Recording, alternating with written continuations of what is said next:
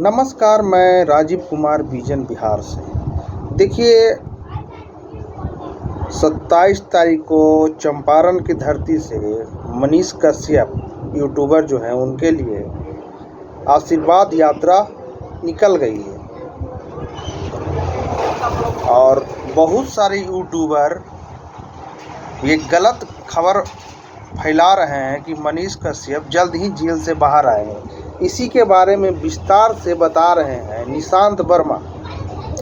निशांत वर्मा ने मदुरई के एसपी से बात किया है और ये कन्फर्म हो गया है कि उन पे NSA लग चुका है। अब वे 12 महीना तक वहीं जेल में रहेंगे, कुछ भी हो जाए। हालांकि बिहार में यहाँ उनके प्रोटेस्ट में बिहार के सभी ज़िलों में जो रैली निकाले हैं, उनकी माँ, भाई और अनिकेत रंजन जी वो जाएंगे, सबसे आशीर्वाद लेंगे। अब वो उनकी मर्जी है और उनका अधिकार भी। लेकिन जहाँ तक बात है मनीष कश्यप यूट्यूबर के बारे में, अब वो 1 साल तक वहीं जेल में रहेंगे, उसके बाद फिर बिहार आएंगे तो यहाँ केस चलेगा। धन्यवाद। छोड़ जाते हैं निशांत वर्मा जी के वीडियो के साथ और ध्यान से सुनिए और समझिए कि क्या वो बता रहे हैं और बोल रहे हैं। धन्यवाद। और हमारे चैनल को लाइक एंड सब्सक्राइब जरूर करें। धन्यवाद। बिहार के यूट्यूबर मनीष कश्यप को लेकर के बहुत सी गलत खबरें इंटरनेट पे चल रही हैं। बहुत से बिहार के और बाकी राज्यों के जो यूट्यूबर हैं और कई पत्रकारगण जो हैं, जो बड़े बड़े चैनल और बड़े बड़े प्रिंट मीडिया वाले हैं, वो भी हद दर्जे की गलत रिपोर्ट कभी कभी चला देते हैं। वो सबने देख लिया है। उदाहरण के तौर पे मैं आज एक बात को बिल्कुल लकीर की तरह साफ करने आया। NSA एक्ट, राष्ट्रीय सुरक्षा कानून के तहत तमिलनाडु सरकार ने मनीष कश्यप को 12 महीने के लिए अंदर कर दिया है। इस पे एक ये समाचार चला था कि गवर्नर साहब ने वहां के अप्रूव किया है। वो बात गलत है, क्योंकि गवर्नर साहब ने खुद ने क्लैरिफाई करवा दिया अपने ऑफिस से कि मैंने अप्रूव नहीं किया है। वो एक मिस्टेक रही होगी आदेश में लिखने की, जिसको करेक्शन हो भी चुका है। लेकिन जिस बात को आप लोग नहीं जानते, मैं आपको बता दूं, और जो लोग जानते हुए भी गलत चलाते हैं उनको भी बता दूं। और वो बताने से पहले ये मैं आपको आज इस समय थोड़ी देर पहले जब मैंने सुप्रिंटेंडेंट ऑफ पुलिस यानी कि SP मदुरई तमिलनाडु साहब से बात करी, उसकी पहले आप ये रिकॉर्डिंग सुनिए। The SP Madurai earlier. You are the SP Madurai. Yeah. So I am one of the complainants against this man Manish Kashyap in Bihar, Okay. and I have also filed an FIR with the EOU there, and being a complainant, I am unable to get one fact. So if I can borrow 1 minute of yours, I needed to clarify something so that I am also a political analyst on TV. So I just wanted 1 minute of yours, sir. Yeah. Sir, what I wanted to know is about this NSA Act which has been imposed. There are two kind of media reports floating. One is unfortunately about the governor part of it, which I understand. I have read that. And the other is about the NSA Advisory Board, which constitutes of the High Court sitting judge also. There was a letter floating that 12 months has been approved by the NSA Advisory Board for him. Is that true? Yes, it has been confirmed by the NSA. The Advisory Board. Yes, it has been confirmed by the NSA. Okay. The only thing is, in that order, it was wrongly mentioned that this confirmation is by the order of the governor. Yeah. But that is wrongly mentioned. So the governor has no role in that one. So I understand. The governor office clarified. So that we don't have any role in that one. Right. Because I saw the geo. But it's not available on internet, and I was unable to source the actual copy of it. I understand governor has no role in it. I very well understand that.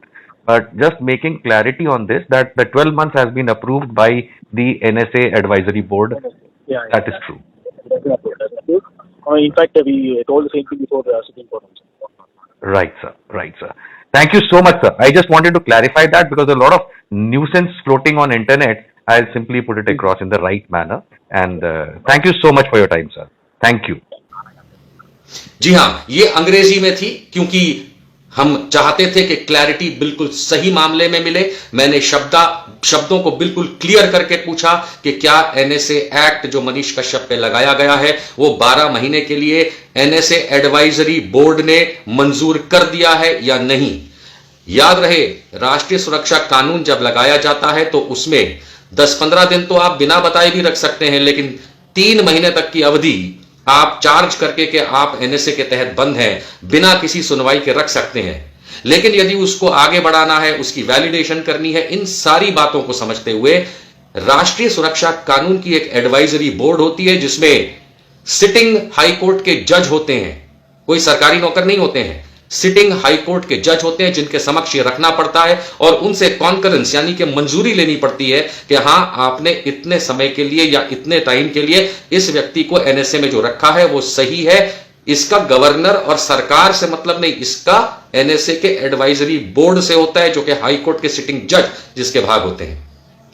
पहले भी यह समाचार आ चुका था, मैं फिर बता देता हूं कि जीओ मतलब गवर्नमेंट ऑर्डर, गजेट ऑर्डर जो होता है उसके मुताबिक बहुत साफ शब्दों के अंदर यह बताया जा चुका था कि मनीष कश्यप की एनएसए के तहत जो गिरफ्तारी है उसको 12 महीने के लिए मंजूर किसने किया है? एनएसए एडवाइजरी बोर्ड ने किया है। लोग चल पड़े थे गवर्नर साहब की बात लेके, आप उसको थोड़ी देर के लिए छोड़ दीजिए क्योंकि वो तो गलत बात थी। लेकिन एडवाइजरी बोर्ड यानी कि हाईकोर्ट का जो होता है, जज जो होते हैं, उनके कमेटी ने इसको अप्रूव किया 12 महीने के लिए। ये अब जेल में रहेगा तमिलनाडु की मदुरई में, उसके दरमियान वो बिहार या बाकी जगहों पे अलग अलग मामलों के लिए पेश किया जा सकता है, लेकिन वहां तो कम से कम वो 12 महीने की, ये कंफर्म हो चुका है। मैंने आपको एसपी साहब से की रिकॉर्डिंग सुना दी है। अगर आपको कोई परेशानी है तो आप तमिलनाडु पुलिस में बात कर सकते हैं, अपने ही देश का भाग है, वहां के एसपी को आप भी फोन कर सकते हैं, इंटरनेट पे सारे एसपी के नंबर पड़े होते हैं, है ना। दूसरी बात, कुछ चिंटू लोग अभी भी चला रहे हैं, मैंने देखा, किसी ने भेजा, मुझे लिंक्स भेजते रहते हैं लोग क्योंकि इस मामले में मैं हूं, तो बड़े लोग लगे हुए हैं कि नहीं 3 महीने के लिए ही है और फिर उसमें सुनवाई होगी वगैरह। अरे सुप्रीम कोर्ट ने सुनने से मना कर दिया। 8 मई को कहा था मनीष कश्यप के पास छूट है हाईकोर्ट तमिलनाडु यानी कि मद्रास हाईकोर्ट जाने की। ये देखिए, ये मैं एक एक करके वो स्क्रीनशॉट दिखा रहा हूं आपको, मद्रास हाईकोर्ट के और मद्रास हाईकोर्ट की मदुरई बेंच के भी। इन किसी में भी आप किसी भी नाम से सर्च कर सकते हैं, यदि किसी का कोई पिटीशन लगा हो। आप 2023 में आप जाके देखिए, आप जाइए हाईकोर्ट ऑफ मद्रास यानी मद्रास हाईकोर्ट में, और साथ ही साथ आप उसकी मदुरई बेंच पे भी जाइए। आप इनमें से अगर एक भी सर्च करेंगे मनीष के नाम से, मनीष कश्यप के नाम से, त्रिपुरारी कुमार तिवारी के नाम से 2023 के अंदर कोई भी पिटीशन डाली गई हो, आज 31 मई तक एक भी याचिका मनीष कश्यप ने फाइल नहीं करी है, यानी कि कोई अपील फाइल नहीं करी है। 8 मई को सुप्रीम कोर्ट ने छूट दी थी कि यहां तो हम सुनवाई नहीं करेंगे, आपको जाना है मद्रास हाईकोर्ट चले जाओ, मद्रास हाईकोर्ट की मदुरई बेंच चले जाओ। लेकिन आज 31 मई 2023 तक मनीष कश्यप ने एक भी याचिका नहीं लगाई है मद्रास हाईकोर्ट में या उसकी मदुरई बेंच में। आप जाके खुद सर्च करिए, मैं तो दिखा दिया आपको सर्च करके। यानी कि कुछ जो यूट्यूबर अपने आप को भारी भरकम समझते हैं और वो इस तरीके से लगे रहते हैं कि देखिए हमने वहां पे याचिका की है और फिर 3 महीने में सुनवाई। आपकी याचिका है कहां है? लोगों को भ्रमित करना बंद करिए। बिहार के अंदर पहली चीज, 12 महीने के लिए एनएसए में तमिलनाडु में मनीष कश्यप बंद है, ये हो चुका है ऑर्डर। ये सरकारी आदेश को किसने मान्यता दी है? एनएसए एडवाइजरी बोर्ड ने मान्यता दी है। तो आप कहां पे लोगों को भ्रमित कर रहे हैं? नंबर 2, और इसका कंफर्मेशन में दे चुका हूं।